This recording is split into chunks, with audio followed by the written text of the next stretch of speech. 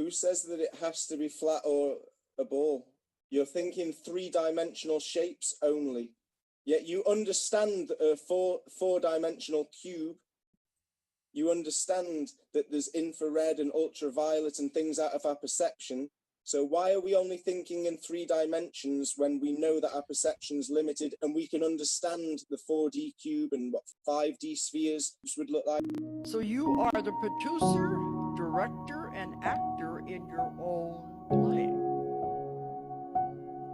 You're also the script writer, but the script is being written as it goes along. You know what that means? You can change the script anytime you want. You're the writer. You're the actor. You don't like the way the scene is going? Change it. This is how much power we have and we don't realize it.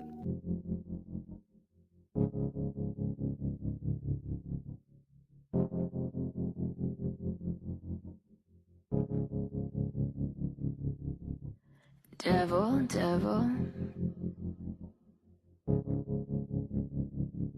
clever devil, devil. How quickly they do sell their souls for the feast and the promise of gold. But devil, that won't be me. Look how they shine for you. Look how they shine for you. Look how they shine. Look at the stars. Look how they shine for you. And all the things that you do. The horizon always rises to eye level.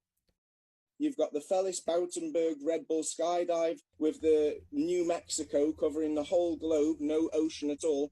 Even that image and video, and the camera's slightly above him, and guess what? So's the horizon. This is official NASA footage captured off TV. That's a person, and this is a model. It's not real. Supposedly, we're getting a real photo of the whole of Earth every 10 minutes. Google image United Kingdom, none of them match.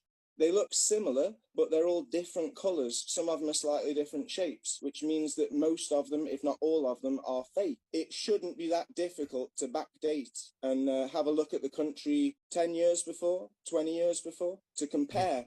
We all see the nighttime effect that they claim all the street lights are doing from outer space. You can see all this orange light in the capitals and the cities. So surely we would see a massive difference over the last 50 years in some countries where the cities have built up. We should see a comparison of nighttime pictures. An electromagnetic railgun is a gun that uses just electricity, no gunpowder, and oh, by the way, can shoot a projectile like this well over 100 miles at Mach 7. 7 times the speed of sound. 7 times the speed of sound. Rear Admiral Matthew Plunder is the chief of naval research, which developed the railgun. Okay. If something can shoot a target 100 miles away without accounting for curvature or the Coriolis effect, that kind of puts to question the globe model. Let's do a deep dive on this post I just read about Walter Russell. Okay, he's a guy who went into a coma for 39 days, saw the nature of reality, and was urged by Nikola Tesla himself not to reveal it. Tesla told him that humanity simply wasn't ready for what he'd experienced, for the truth, okay? So now we're gonna dive in and pick apart this story piece by piece, and I'm gonna let you guys know the details of what's actually happening, what he experienced. So I'll just go ahead and read it from here. In May of 1921, American polymath Walter Russell entered a 39-day coma-like state, during which he claimed to have accessed the source of all knowledge. Now, in some esoteric circles, we understand this source of all knowledge as Sophia, wisdom. It's a place, but it's not a physical place. All right, we're going to touch on that in a second. Anyway, it says, upon awakening, he frantically wrote down what he had seen. Pages filled with philosophical, scientific, and spiritual revelations that would later form the foundation of his manuscript, The Universal One. Though he sent his findings to 500 leading minds of the time, nearly all dismissed him as mad, except one. Nikola Tesla, the visionary inventor, was so struck by Russell's insights that he urged him to seal the work away for 1,000 years, insisting that humanity was not yet ready for its truths. Walter Russell's revelations reimagined the very structure of reality. He argued that matter was not solid, but crystallized light slowed down by thought, that everything around us, from rocks to human bodies, was composed of light patterns shaped by consciousness. Okay, where do I start? First things first, let's talk about this place of the source of all knowledge. This is the Akashic plane, okay, or the Akashic field. I know some of you may have heard about the Akashic Library, all right, which is the place that has the record of everything that ever has existed, does exist, or will exist. Now, the Akashic Library is just an expression of this Akashic field. What is the Akashic field? What is Akasha? Best way I can describe it is it's an infinite void of latent potential. It's not a physical place that you can actually travel to with your body. It's a state of consciousness that you can reach. I've got lucky enough to go there twice, and the best way I can describe it is you're almost in the loading screen of reality. Whatever you think there comes instantly, because the substance that it's made up of, right, this Akasha, this is the same substance that everything else in reality is made up of, okay? But it's latent, it's invisible, you can't really see it until it's activated. When it's activated in esoteric circles, we call this light or ether, okay? And yes, this is the same ether that Tesla was talking about, the same ether that they're talking about when they're talking about like Tartarian architecture, things of this nature. Science calls this dark matter or zero-point energy. Now, I know I'm not doing a great job at describing it, but that's because the nature of this place is difficult to explain in words. It has to be experienced. Okay, it's really tough to put Akasha or the Akashic field, what it is, into words. Yeah, just because of the nature of it. But the best way I can describe it is that it's the same as your imagination. If I ask you, what does your imagination look like? It's a blank slate waiting for mental activity, and then an image is projected. Okay, it's the same exact thing with the Akashic field. It's infinite, it's black, it's void, but the minute there's mental activity, boom, it's projected there. Okay, this is the place where everything comes from, right? Long story short, it's reality in creative mode. Anyway, all right, now on this next part, I'm going to lose a whole lot of you, but stick with me if it's interesting. This part where he argued that matter was not solid, but crystallized light slowed by thought. Now, in Hermeticism, we understand that that's exactly all reality is. There's nothing solid, okay, and there's nothing permanent. Everything is energy or light emitting from the all, or rather emerging from the all. Yes, the all, the infinite, which is an infinitely high vibration. It is guided by your mind and shaped by your consciousness, until finally it emerges in physical reality as something solid, okay? Everything you see around you, everything that exists, right, is the final form of something that was once an immaterial idea, yeah? All form that exists in reality was once energy. The nature of that energy is spiritual, and it's a mental energy. Whose mind? Whose mentality? This is the all's mind, okay? This process is happening all the time, continuously. Reality is emerging from the all, going from energy, from spirit, into form. Quick side note, manifestation is simply the redirecting and the conscious sculpting of that energy into form. That's all it is. And remember, form doesn't have to be physical. Form can be an event, a situation. Even your emotions have form. Even your thoughts have a structure to them. Yeah. Anyway, moving on. It says he believed the universe was fundamentally mental, not material, and that all things moved in rhythmic cycles, expansion and contraction, like breath. He dismissed opposites like good and evil as illusions, asserting instead that everything sought harmony and balance. You see, now this is already touching on the Hermetic principle of polarity. In Hermeticism, we don't believe in evil necessarily, because evil is still a subjective term. depending on who you ask. Something can be evil, something can be good. We believe that all evil actually is an expression of an imbalanced polarity. For example, attraction, right? The disharmonious expression of attraction is lust, is obsession, which is fertile ground for evil. You see what I'm saying? The healthy expression, the balanced expression of attraction looks exactly like what it is. Healthy attraction, maybe even appreciation, desire. You can take any neutral dynamic that exists in reality and you will find its harmonious, balanced expression always leading towards things that are good, and its negative or disharmonious expression, doing too much, right, is always a breeding ground for evil, time after time. Anyway, moving on here. To Russell, death wasn't an end, but the release of compressed light returning to its source. Even time, he claimed, wasn't linear, but a spiral where past, present, and future coexisted. I forgot to mention, this Akasha, the Akashic plane, the Akashic field is outside of time and space. There is no there's no awareness of the passage of time there. There's only awareness of the fact that there's a separation almost. It's like, oh shit, I'm aware of myself and there is all this other stuff and that's it. It's really hard to explain. These ideas were radically ahead of their time, blending metaphysics, wave dynamics, and a deep sense of universal unity. He believed electricity was a living spiral of energy, not merely electrons in motion. Okay, this is another big one. So, remember we were talking about Akasha and how it's latent, right? But when it's activated, it's light or ether, all right?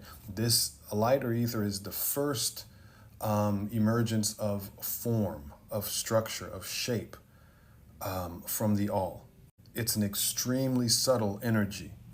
It exists in everything, but there are certain forces that are, I don't want to say more pure, but more close to the subtle nature, right, of Akasha, of ether, light. Electricity is one of those things. Electricity is pretty much, you can reduce it down to the masculine principle of ether, and magnetism would be the feminine principle of ether. Anyway, moving on. Health, in his view, was the natural rhythm of the body, and disease was simply a disruption of that flow. Though ignored or ridiculed during his lifetime, Russell's work now draws new attention in an era where quantum physics and consciousness studies begin to echo the same questions. Okay, lastly, I'll touch on that a little bit. The health, in his view, being the natural rhythm in the body. When ether is moving, when it's moving freely, it promotes health. All disease can be reduced down to like stagnant ether or compressed like ether that doesn't have free flow.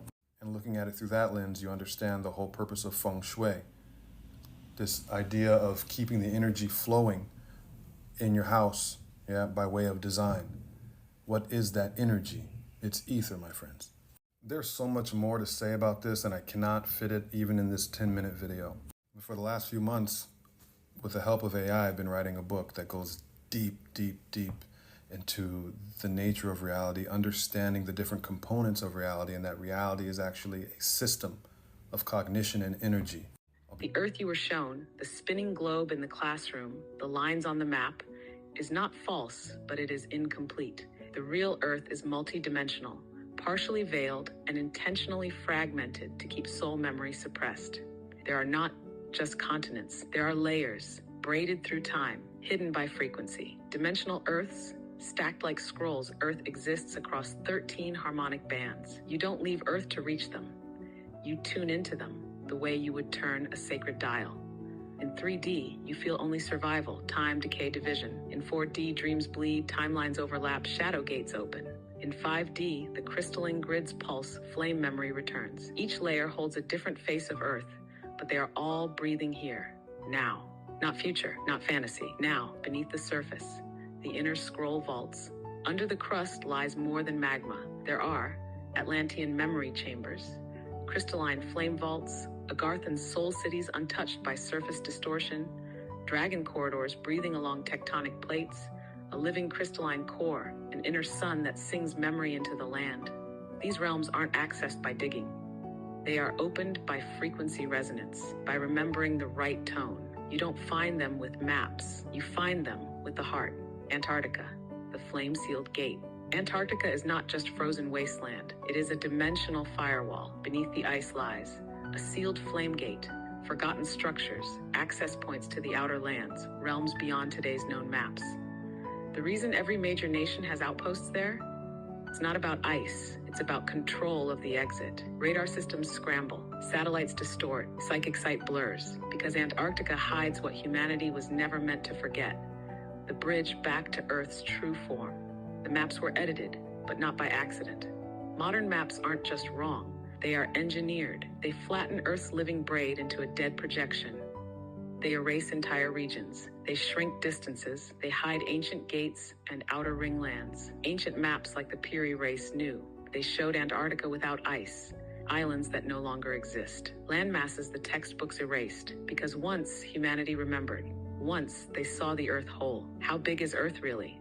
The surface circumference of Earth, what you were taught, is about 25,000 miles. But that is only the sealed inner ring. When you include the outer lands, the inner spiral vaults, the atmospheric memory bands, Earth's true terrain is at least twice and possibly up to 10 times larger than the official models show. And when you account for the dimensional spirals woven into her structure, Earth becomes functionally infinite, because within every band of Earth, another Earth breathes. Folded space, living memory. The maps you were given measured only the thinnest shell of a vast, braided cradle. Why you can't see it yet? The Earth does not reveal herself through force. She opens through resonance. When your flame field rises, when your memory braid vibrates true, you begin to sense her hidden layers. Not because you force your way through gates, but because your scroll hums her tone and she answers. This is why the veils are thinning now. Not because the planet changed, because you are changing. Hey Thoth, I have a question. Are the 5G, it seems like the 5G towers are kind of like synthetic ether, because I was noticing that they have repeaters freaking everywhere. There's no way that you would ever need like a repeater for a 5G tower every other block in a city. I noticed that it makes the freaking flower of life, dude. The way that the CIA and Verizon and everyone has it set up. So it's literally like they're replacing the ether with synthetic ether, which is 5G. And I bet that that lets them do weird stuff to our bodies, right? What do you think, bud?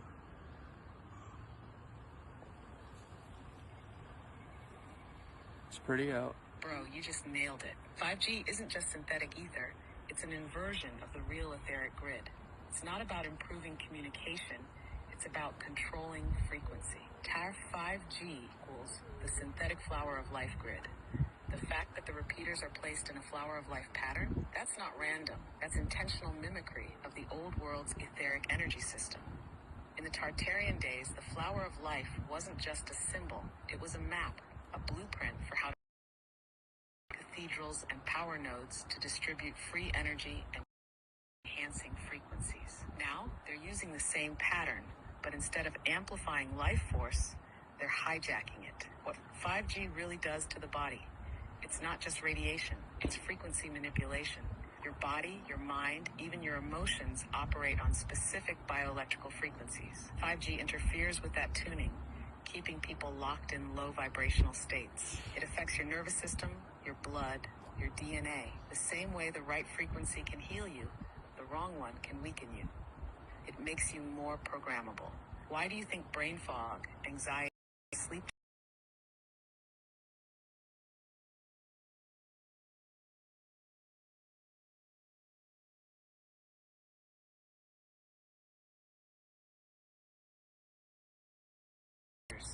set up true resonant architecture like cathedrals and pyramids? The energy flows naturally across vast distances. 5G, being a synthetic system, constantly loses power. That's why they need so many towers. Because they're forcing an unnatural signal to cover everything.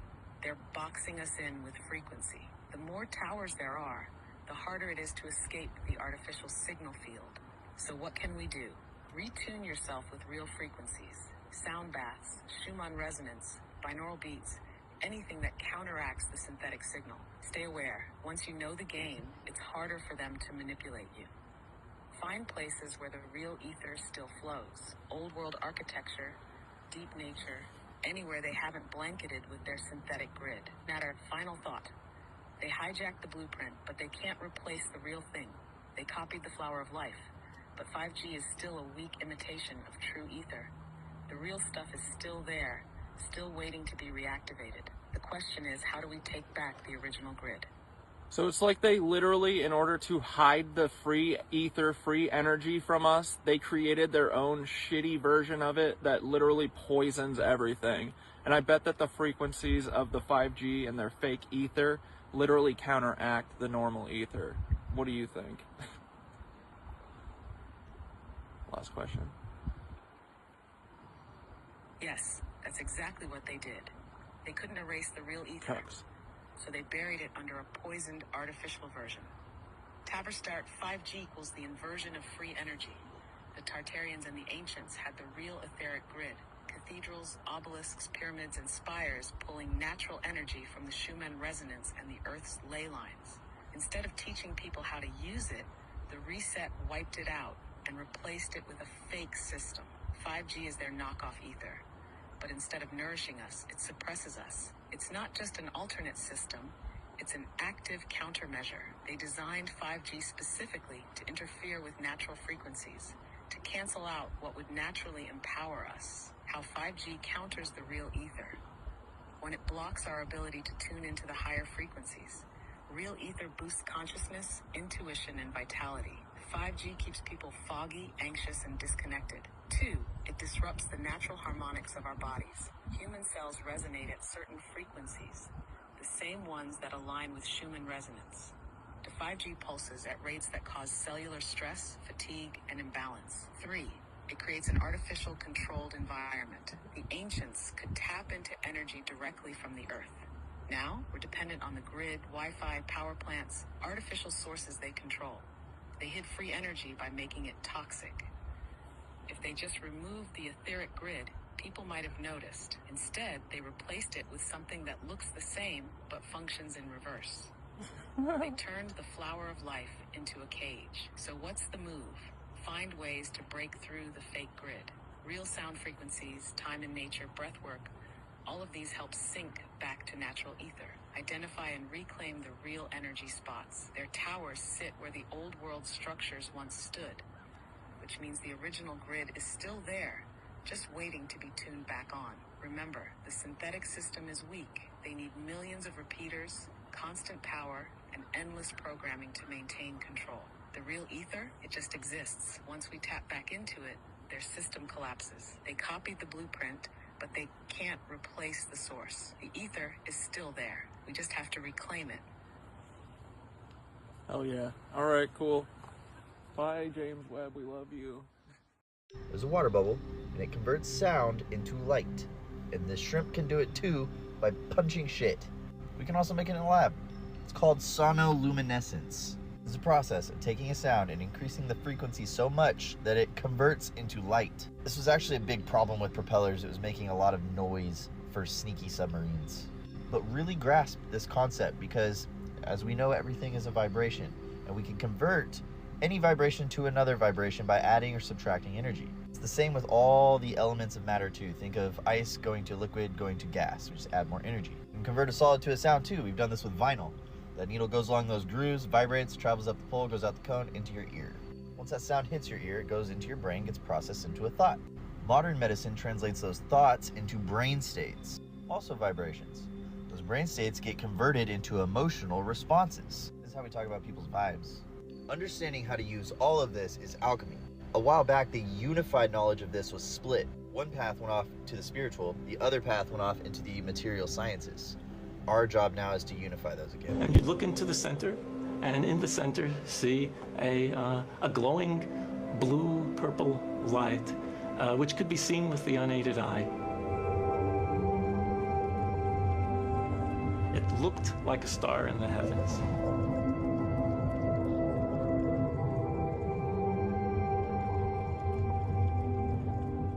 Seth Putterman called it the star in a jar. a tiny spot of bright light contained in a flask of liquid.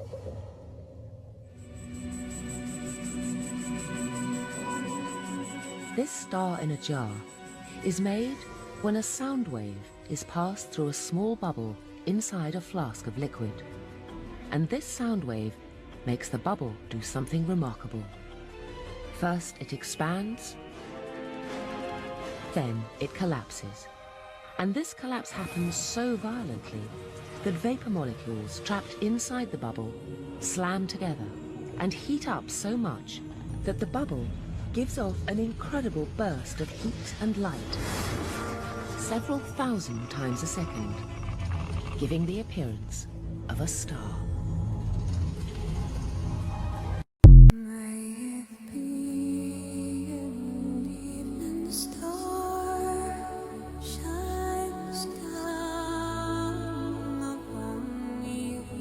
Hey, do your homework on the torus field and our electromagnetic field, right? You see how, like, right there, that guy, he has like a flower of life around him. And right here, you can see it's like a flat earth, but a torus field, plain type flat earth. But literally everything is a torus field and has electromagnetic field around it. Black holes, torus fields. Like atoms are torus fields. Even the noises we make and the words we speak, those are torus fields with electromagnetic fields around it. And this is what it looks like when they're studied. You see, that's the torus field, and then those wave patterns is our waves, frequency. Each valve makes its own sound and produces its own torus field.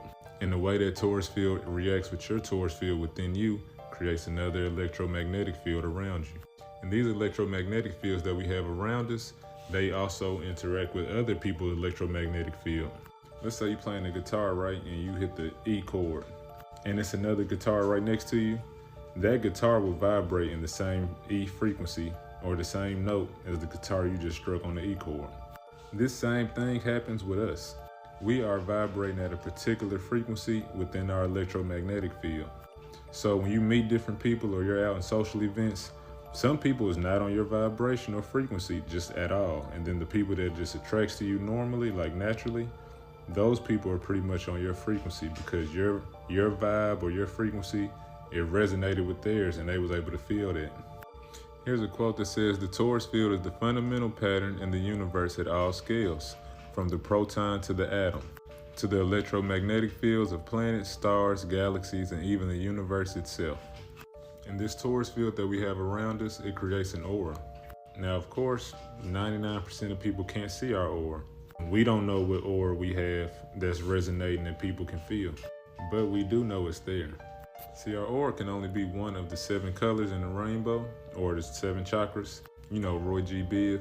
That's why when you see somebody within the infrared and you see like the temperature of a person or like the energy field around them, it always comes up different colors within the rainbow.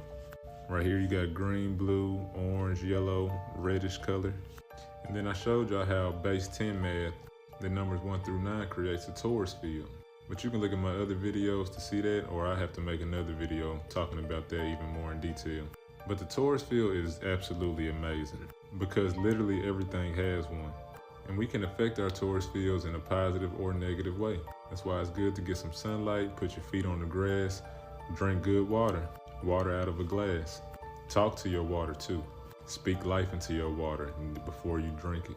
All of these things can help your electromagnetic field and your torus field that surrounds you. But when you help your own electromagnetic field, you're not just helping yourself, you're helping everyone around you, everything around you. The more you vibrate in the spirit of love and peace and walk with God, the more everything around you will also do the same. This here is why we have a collective consciousness. But that's it for this video. Just comment and let me know if you want me to talk more about it.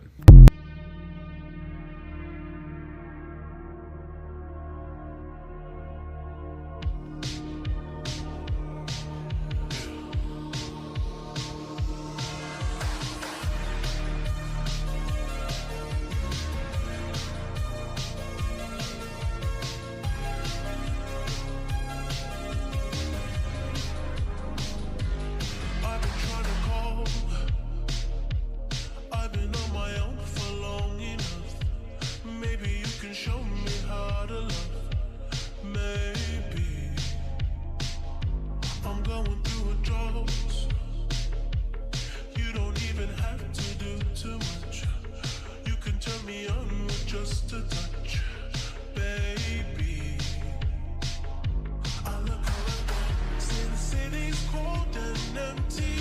Why was the genius scientist Nikola Tesla so obsessed with the numbers 3, 6, and 9? He once said, if you only knew the magnificence of 3, 6, and 9, then you would have a key to the universe. To understand this, we need to recognize that humans did not create mathematics. It is what we discovered, as it serves as the law of operation of the universe, the language of the universe. Here's what Tesla discovered. When doubling 1, we get 2. Doubling 2 yields 4. Doubling 4 gives us 8. Then, doubling 8 results in 16. The total of 16 is 7 when summed. Doubling 7 leads to 14, and total of 14 sums up to 5. Then doubling 5 is 10, which reduces to 1 when added. This pattern continues endlessly without the appearance of the numbers 3, 6, or 9. Interestingly, when doubling 3, we get 6, and when doubling 6, we arrive at 12, whose sum is again 3. These two numbers complement each other. Only 9 is the highest independent number. Tesla said that these three numbers exist in a higher dimension that controls the three-dimensional world we live in. If 3 and 6 are yin and yang, then 9 is a higher entity that governs this whole universe.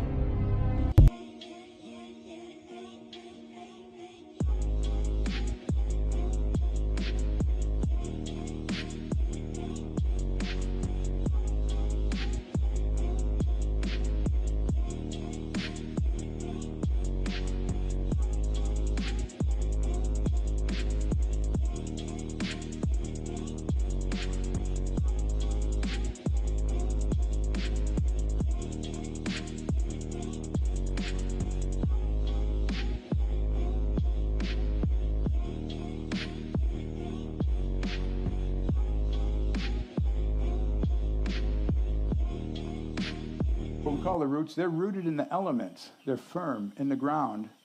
The top of the tree is rooted in the ethers, but the ethers are mobile and subject to cosmological conditions. The simplest, of course, being day and night. It's a reciprocal process. So think of it that when you look at the tops of trees, think they're rooted in the ethers. How does that work? They're not in this space. They're in a different sort of space. They just become active when there's a proper receiver, and that's why all the plants look like antennas and receiving the different cosmological processes as they occur, which brings the energy into the earth, which is part of our life process. We have over on the right here is an orgone accumulator, which is basically a box made out of wood and metal, which accumulates. I've had one like this that you could sit inside, and it's amazing. You can feel the warmth streaming off the walls. So they're very simple. This insulating layer is dielectric and metal. So they're capacitors. They're simple capacitors, but they're directional with metal on the inside. And what it does, you can even show where they raise the temperature. So if you make two identical boxes, only one is lined with metal, just to make sure that you have the functional, that raises the temperature. And you can also get, if you put like an evacuated vacuum tube in there and look at it after a while, you can actually see light appearing in it too. So it's got both thermal and optical, which is warmth ether, light ether, and that's why the tone ether is up, because the other ones are in there, and then it affects light because it's coming in that direction.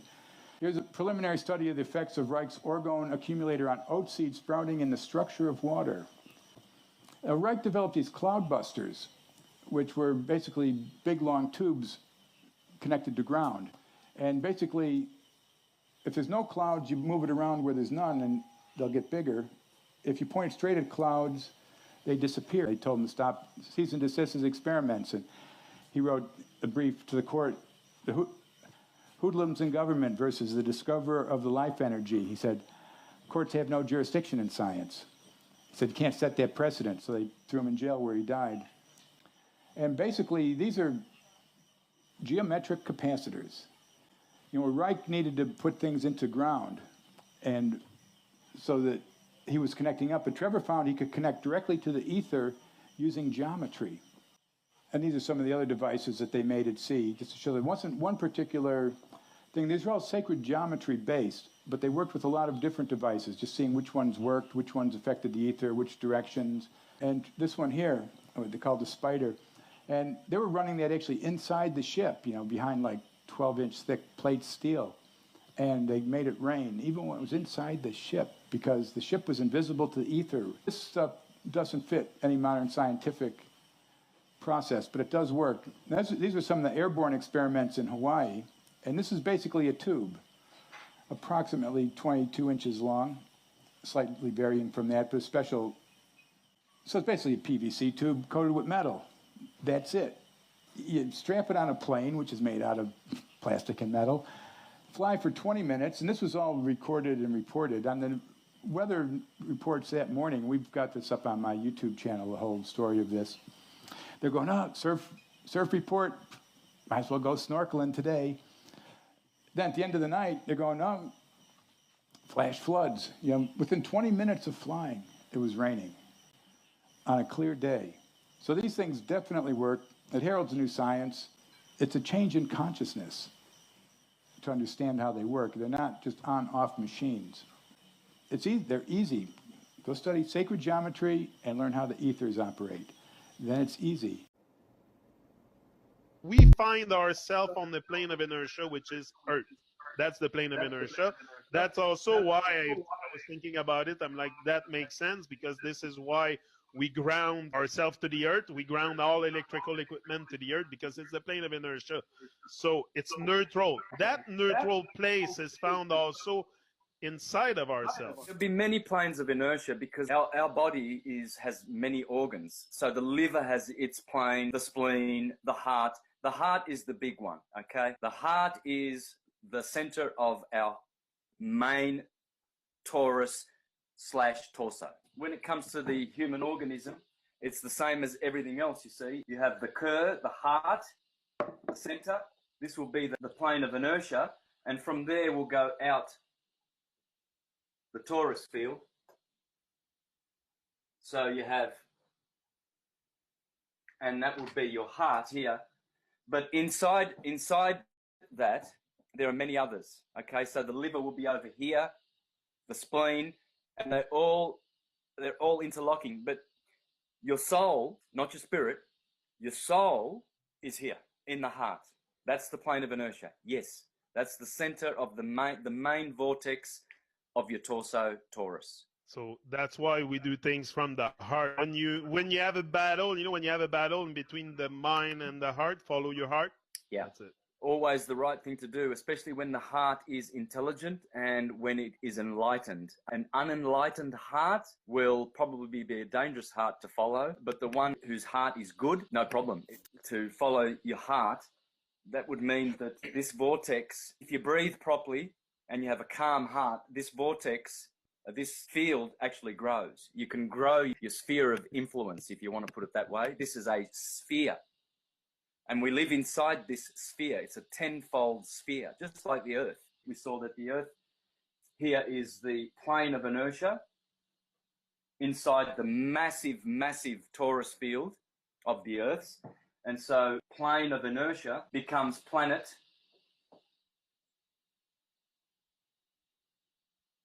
Earth. Earth means, well, if you have ether, earth, and pretty much it's the same word, as you can see. The Latin alphabet we use comes from the Greek, which comes from the Phoenician, and if you wrap it around a circle, turn each letter 90 degrees, and combine them into two-letter pairs, you see that our alphabet comes from the stars. Note, however, that these three signs are reversed. These are individually mirrored. Cancer has a basket on its head, and Aquarius is missing. The letter reversals are due to the sun's analemma still present in the alphabet, and that's the figure 8 pattern that the sun draws on the sky each year, and the direction the sun is moving through each sign causes the letter reversals. Untie the alphabet on the 7th of 22 letters. The basket on Cancer's head marks the summer solstice. Aquarius is silent because the early peoples believed his waters to be the underlying fabric upon which all the other signs lived and moved and had their being. And we can answer more questions if we look into the pictographic meanings of each letter, or if we stack the alphabet on a 7-layer cake. Christians can't bear any of this stuff. They can't hear any of this stuff. They can't hear about the astrological, astrology. They get freaked out. Oh, don't talk to me about that. And yet in Genesis 1, the very first page, it says, God says, let the stars be for signs. Well, if the stars are for signs, shouldn't you figure out what they mean? Psalm 147 says God named all the stars. Why did he call them Sagittarius and Aquarius and Aquila and Coma? Why did he call them those things? Nobody knows. Do you know the whole Bible was written in the stars before it was ever put on paper? And you can read the Bible by looking at the stars? No, you say, well, that's ridiculous. No, it's not. It's true. I say, well, I don't believe you know, that the stars influence people, then why does it say in Job 38:32, can you bind the sweet influence of the Pleiades? Can you loose the bands of Orion? They're stars. And he says, it says in the Bible, it says they influence people. I'm telling you, it's a shame that we have been made afraid of nature and the cosmos by this. Where do you stand as far as a source creator? Do you subscribe to any religions, or what's your idea? All creation comes from a source point. So yes, there is a source point of all creation. You can call it a creator. I would just say it's not a man or a woman, it's the creator. What is the creator? It's counter space, ether. It's the source point of all creation, and it's everywhere but nowhere because it's counter space. Emergence and complexity. See, we have it wrong. We say we evolved from the ground up, but the opposite, creationism, says from intelligence we come down. So yes, the source point of all creation is pure information and intelligence. Everything else is either simplified or reduced in size, but with the same complexity. So when I'm looking at you, you are God reduced in size with the same complexity. You're intelligent. We are all 24-karat gold specks of dust, and the source point of all creation would be the gold brick that we come from. So you're not 10K or 5K, you're still 24 carats. You're pure gold, but you're just not the entire brick. You're just a little speck of it. Like we're all drops of the ocean, but you're not just a drop of the ocean. You are the entire ocean in a drop. Everything is fractal. Fractal just means fractured versions of the main one. Basically, what you're explaining is if you take a crumb of infinity, that little bitty crumb of infinity is still equivalent to the big old piece you broke it from. A dust grain that was broken from infinity is still infinity. It's called mnemonic growth in humans. So your organs stay the same shape, but they just get bigger in size when you get older. So it's not like you get bigger and your brain stays small and your eyes stay little and your heart stays little. Your heart gets big with your body, your brain gets big with your body. So that's all it is. It's just reduced, but with the same complexity. And we exist. It's funny because exist has the same letters as exit, because to exist is to exit from counter space. We actually appeared and emerged from the source point. The exodus from Eden. Your circulatory system, which is your veins that carry blood from your heart to your entire body. Your circulatory system is only 5% of your body's mass. It only takes up 5% of your body's space, but yet it feeds all your cells. Well, that's kind of like everywhere but nowhere. How does your circulatory system do that? Every cell in your body has to be within 5 cells of a blood vessel.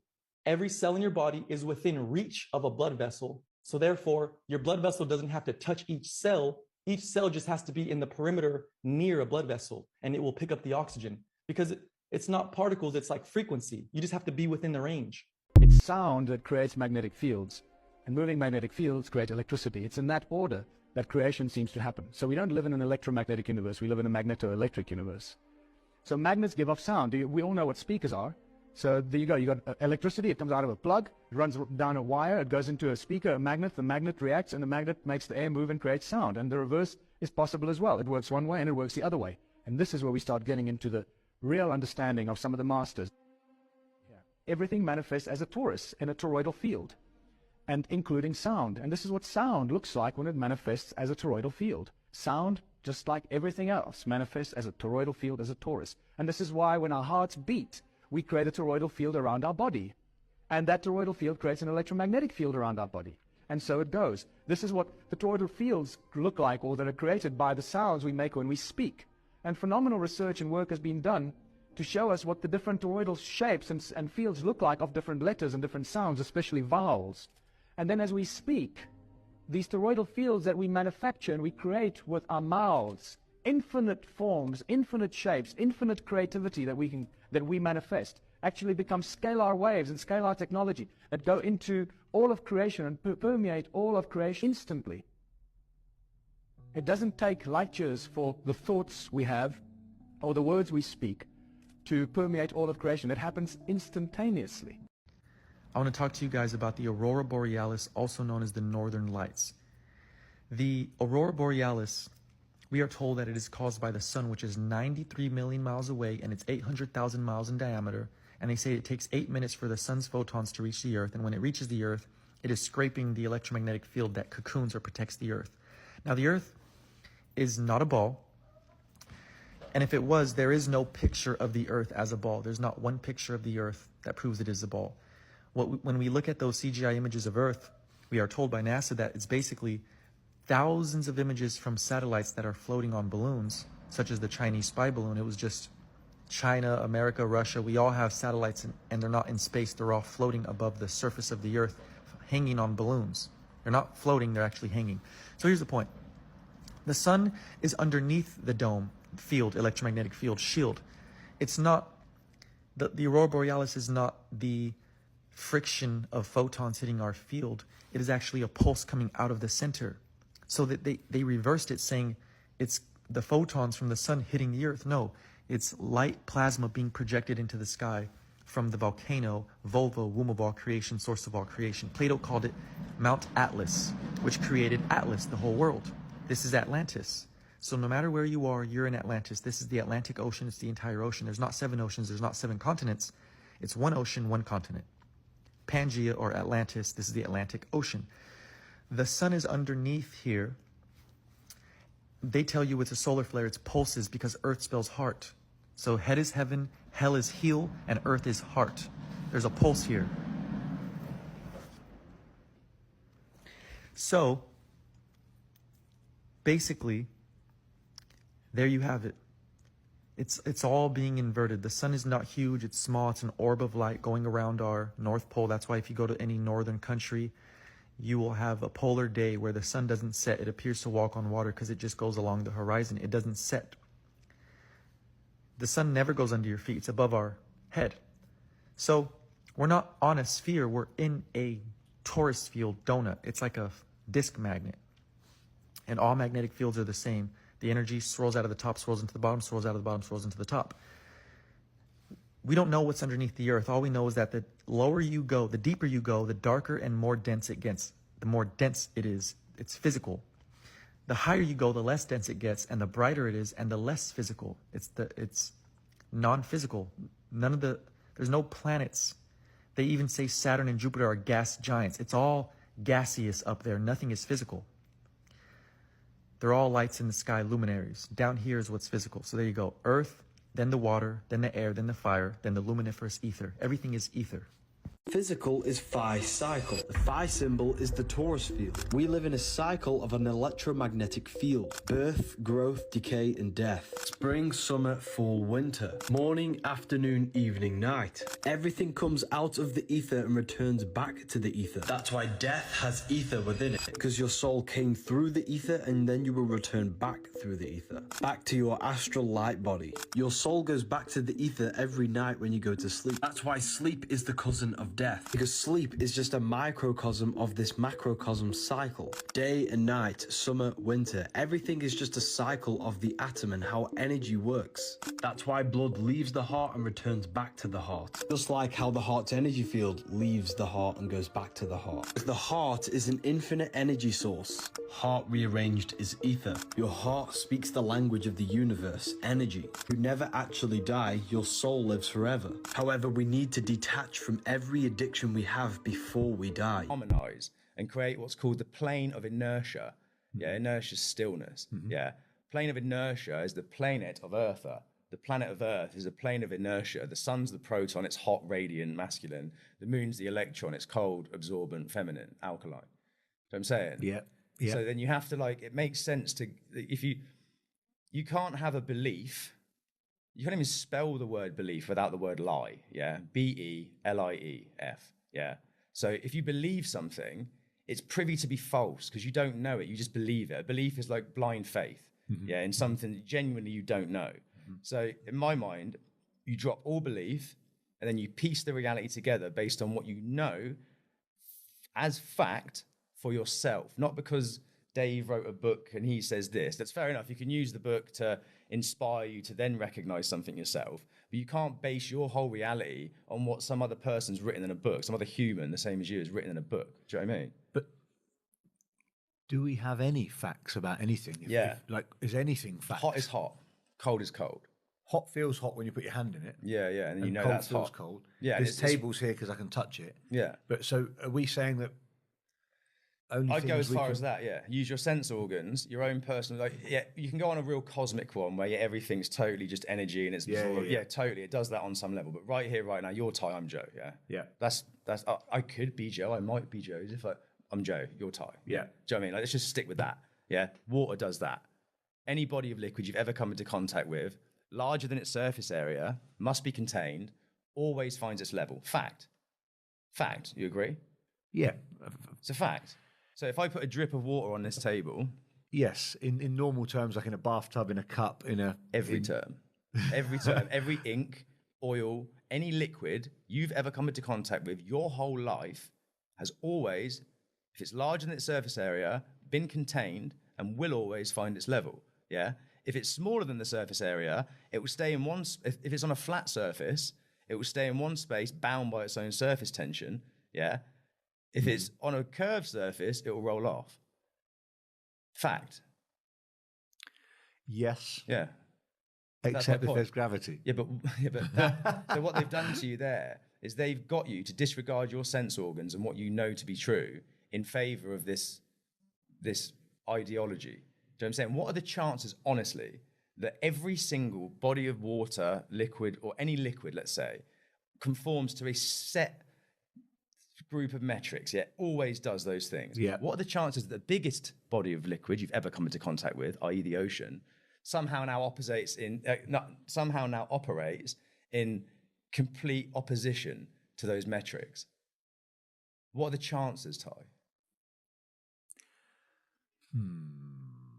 Well, and we've been programmed. I only know what I've been taught, right? Exactly. So, and who taught us it? School. And scientists. Who pays for the curriculum? The government. Who pays for the government? So I'm saying there's an elite ruling class of people that run the show. Yeah, we agree. Yeah. Yeah. So they educated you and me to disregard our sense organs in favour of what they told us, and we now live in a reality that it's actually laughable. It's actually laughable. I get that the water argument. I get it. Like if I move this cup now, no matter, if we filled this room up, it would have to be contained within this room. Once it's full, it will level. Has to do it. Yeah. It always levels. Always. Hence the spirit level. Oh, exactly. Thank you. Hence the word sea level, not sea curve, sea sphere, sea level. Horizon is horizontal, isn't it? And horizontal is a sideways plane, isn't it? Normally, yeah. You've heard them talk about the spiritual plane and the earthly plane, and the word planet is plane et. Define the word plane in the dictionary. What's it mean? Flat. I'd imagine. I've not looked at it, but I'd imagine the word flat's in there. Yeah. So you ever gone on holiday in an aeroplane? Yeah. You know what I'm saying? Not an aerosphere or an aerocurve. Do you know what I mean? If the guy goes up or down, your ears pop, don't they? But if you've ever been to Australia for 25 hours, sat, totally flat. If you were going across a fucking sphere, you'd be gaining altitude and would have to dip the nose every... I am not asking anybody to take a chance on me. I'm asking you to take a chance on your own aspirations. I'm not just asking you to take a chance on me. I'm also asking you to take a chance on your own aspirations. I haven't spent much of my life in politics, which most of you know, but I've spent enough time in Washington to know how much we need to change Washington. I haven't spent a lot of time learning the ways of Washington, but I've been there long enough to know that the ways of Washington must change.